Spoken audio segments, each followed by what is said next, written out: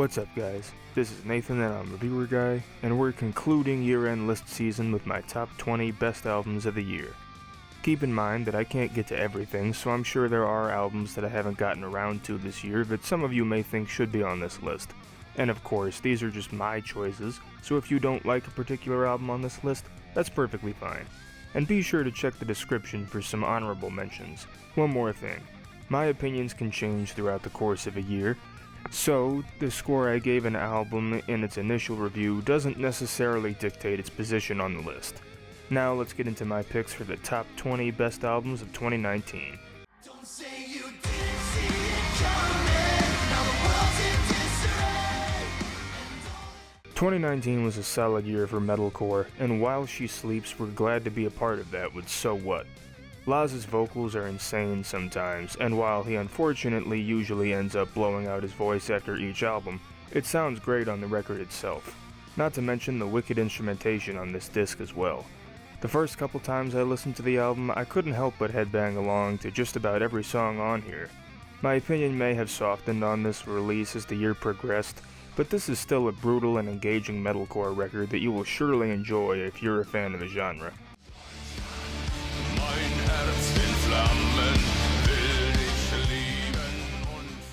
This was Rammstein's first album in 10 years, and what a return to form it was for the band. Did they change their sound up a lot on this disc? No, but honestly, I don't feel like they needed to.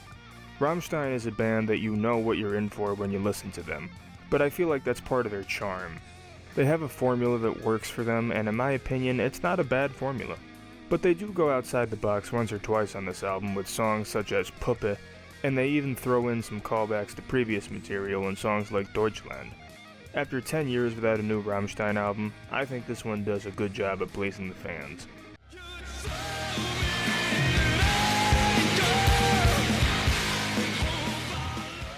Hard to believe that this is the album that fully sold me on Baroness, seeing how people were divided on it. Most people don't like Golden Grey because of the muddy production, but for whatever reason, it doesn't bother me. Another thing that doesn't bother me is the length of this album. It feels like it goes by fairly quickly. Admittedly, I could do without a couple of the interludes, but that's not too big of a deal. Not to mention, I also love the new vocal dynamic the band has now after Gina Gleason joined, and one of the things I already liked about Baroness was the vocal style of John Dyer Baisley. If you're not familiar with Baroness, in my honest opinion, this is a fine album to start with, but keep in mind that it's a bit different than their past works.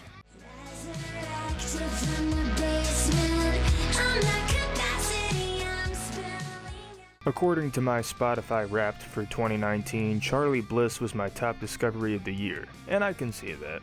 I spent a bit of time with their music this year, especially this album. Young Enough goes in a more pop-oriented direction than their debut album Guppy, but the band still maintains their core sound. They're basically a rock band that writes pop songs. I think that's the best way to describe Charlie Bliss in general, and this album is a good example of that.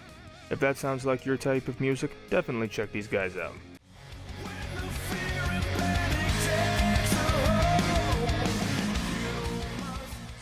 For a while, I wasn't sure if Atonement was going to make it on my list, but as time went on and I gave it some more attention, I didn't think my list would be complete without it. Now I will admit, Killswitch Engage are my favorite band, so that may be my bias talking, but I'm going to slightly counteract that balance by saying that this is definitely not their best album. They're also a band that sticks to a formula that works, but they get a little more experimental on here, bringing on a couple guests like Chuck Billy from Testament on The Crownless King, and former Killswitch Engage frontman Howard Jones on The Signal Fire. Both of the songs are bangers, by the way, and I also think that Jesse Leach's vocals have improved on each album since his return to the band, and the rest of the band sounds great too. I said Atonement wasn't their best album, but it's also far from their worst.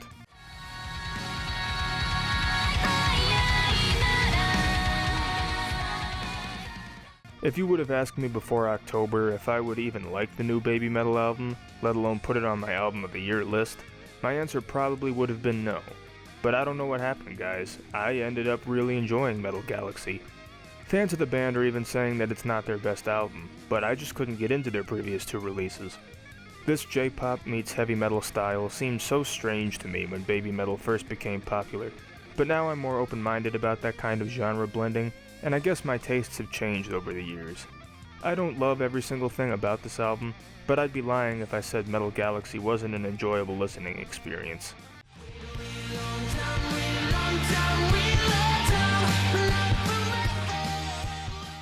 Before I go any further, I know I said not to worry about scores, but I have to point this out. Numbers 14 through 11 are all albums I originally gave a 7.5 out of 10 score to, which is the lowest score an album on this list has received. See what I mean by times changing opinions? When I reviewed You Deserve Love, I said I had a feeling it would grow on me, and it did so in only a brief period of time. I just love the various styles White Reaper try on this disc. It's an indie rock project, but it also incorporates elements of power pop, glam rock, dance rock, and maybe even a few other genres into the mix, and it makes for a really fun album. It's so easy to move along and sing along with songs like Real Long Time, Might Be Right, and my personal favorite 1F. This album is on the shorter side, but that's okay. This is still some cool music from the band, and I'm definitely going to keep an eye on them from now on.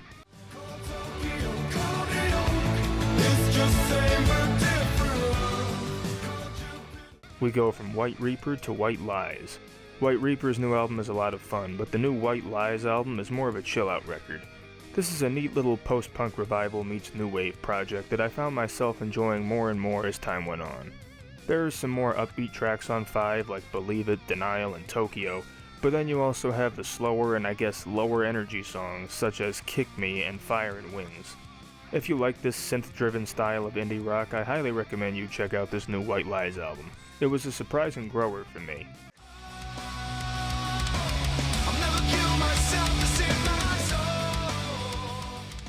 Speaking of surprising growers, another band I never expected to make my top albums of the year list was Slipknot. I used to hate Slipknot, but as I grew older and my tastes changed, I got more into them. I'm still not a huge Slipknot fan, but I really enjoyed what they did on We Are Not Your Kind. I seem to be one of the only people who didn't really care for All Out Life, and honestly, if that song was on the US version of this album, it might not be as high up on this list. But that song's not bad. Anyway, I'm getting off topic. Slipknot tried some new and interesting things on this album with the experimental and killing closing track Solway Firth, as well as the surprisingly somber and haunting track Spiders. This is another album that I think doesn't really need all the interludes it has, but they at least feel like they're trying to serve a purpose. I don't usually say this about Slipknot, but after this album, I can't wait to see what they do for their next release.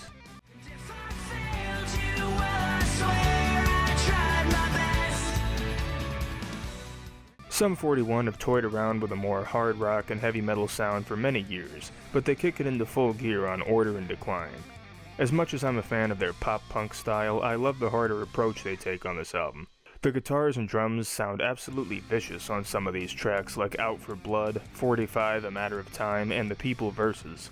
I also really enjoy the softer tracks like the piano-driven ballad Never There, and the anthemic album closer Catching Fire.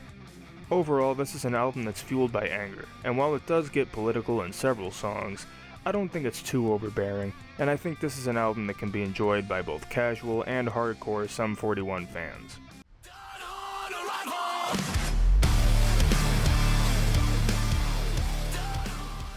It took me a while to really get into I Prevail. I enjoyed a fair portion of their debut album Lifelines, but even so, I wasn't expecting to enjoy Trauma as much as I did. Sure, it's not the most consistent release I've heard this year, and in fact I hated the rapping on the album at first, but I've come around on it. I still think the band has areas in which they can improve, but they're making progress.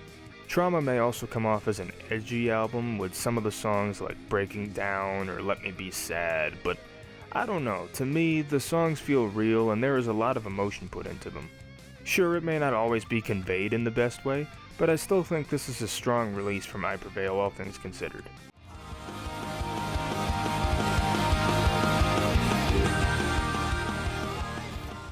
I don't even know what genre to call Astronaut.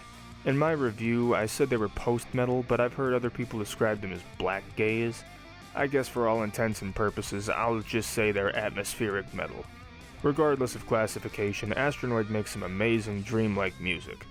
The instrumentation on this disc is incredible, and it builds a great foundation, and put Brett Boland's soaring vocals on top of that, and you get that Astronaut sound.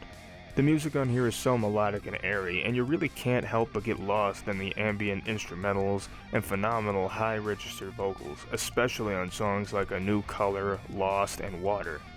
Despite what my Spotify Wrapped says, I think Astronaut is really my top discovery of the year, and if you're unfamiliar with the group, I hope you seek them out and find something you like as well.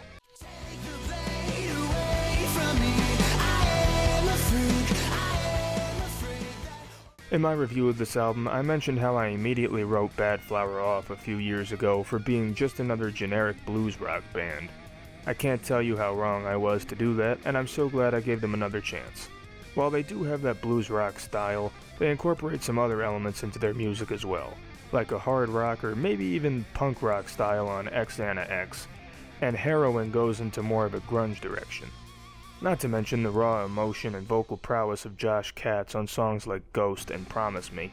Sure, you'll get songs like Murder Games, where the writing is clearly not the strongest point, and Girlfriend, where the lyrics seem rather questionable, but this is the band's debut record, and they have some growing to do. Despite all that though, this is a strong and enjoyable debut record, and I'm looking forward to seeing where Bad Flower go in the future.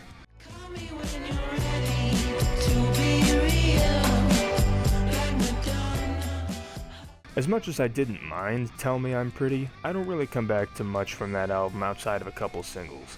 However, Cage the Elephant managed to get right back into the swing of things with Social Cues, and they showed that they haven't missed a beat. The band incorporates a lot of instruments on this album, and that makes for a good variety of songs. You have the blues-oriented Ready to Let Go, and then a more disco-like track with Black Madonna. This album also has great hooks like on the title track, which is my personal favorite cut off the record. This is a groovy and entertaining album from beginning to end, and Cage the Elephant proved once again that they own the 2010s in the world of alternative rock.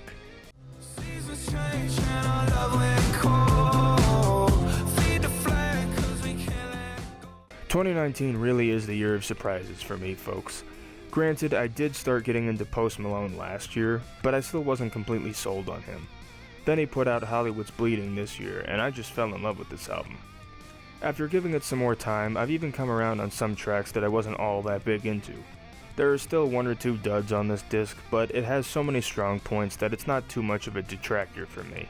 I like the different styles he takes on this release, from the indie vibe of Circles, to the poppy smash hit Sunflower featuring Sway Lee, to the awesome rap rock track Take What You Want featuring Ozzy Osbourne and Travis Scott. This album was another pleasant surprise for me, and I'm curious to see what direction Post Malone goes in next.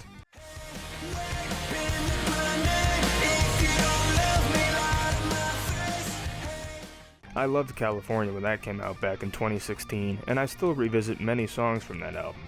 But 9 is just that much better. That was a huge surprise considering the fact that the band put out a rather weak lead single in Blame It On My Youth, but there are so many strong tracks on this album. The First Time, Pin the Grenade, I Really Wish I Hated You, No Heart to Speak Of. I could go on, but I think you get the picture. Travis Barker's drumming is on point, and Mark Hoppus and Matt Skiba trade vocal duties well. Skiba even gets a few chances to really shine on this release, and that's great to hear. I guess 9 just goes to show that even if a band puts out a dud for a lead single, the rest of the album could still be amazing, which is why I'm keeping an open mind about that new A Day to Remember album.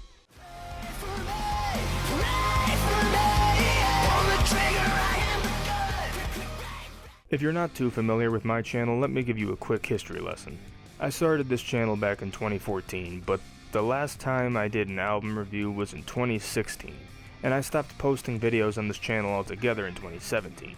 That is, until January of this year, when I decided to bring the channel back because I wanted to talk about a particular album, and that album was Fever 333's debut release, Strength in Numbers.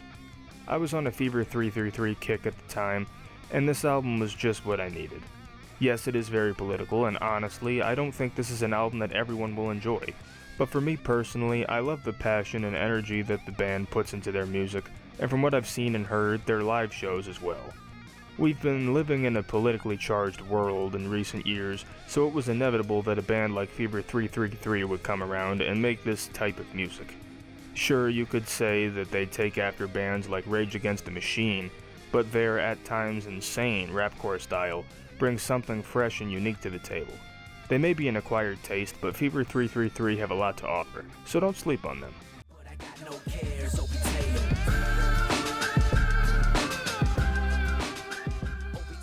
Yelawolf released 2 albums in 2019. I wasn't a big fan of his March release Trunk Music 3, but he left Shady Records, went independent, and released Ghetto Cowboy in November, and redeemed himself. This album is such a cool experience. There's a lot going on here, but the short of it is he brought back that country rap style that makes him the most enjoyable in my opinion. Now I'm not that into country, and I'm not the biggest rap fan, but I love the way Yelawolf blends the genres together seamlessly at times. Songs like Opie Taylor and Country Rich featuring DJ Paul are great examples of that. Plus, Yelawolf's lyricism is incredible at times. His songs can feel very real and dark, and occasionally a little depressing. But that's what I admire about the guy's music. That's the kind of thing that got me into his music to begin with, and I'm so glad he decided to put out a second album this year.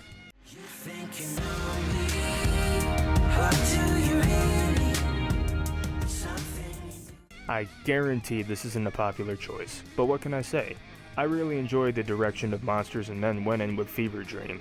They dropped their indie folk sound, which I also enjoyed for the record, and went with more of an indie pop and at times synth pop sound on this record, except for Alligator, which is more of a rock song, but I still think it fits in here. I've heard other people say this album is boring and Nana is underutilized on this disc, but I honestly don't see that.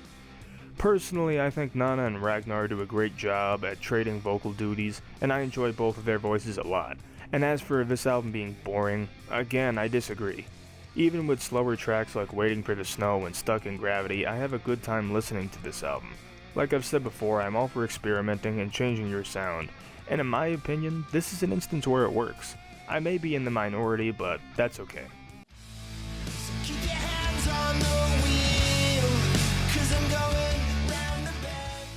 There was no question as to what my album of the year would be. Celebrity Mansions was the only album I gave a perfect score to this year, and it was for good reason. This is an album that I was constantly coming back to this year, both in full and many select tracks.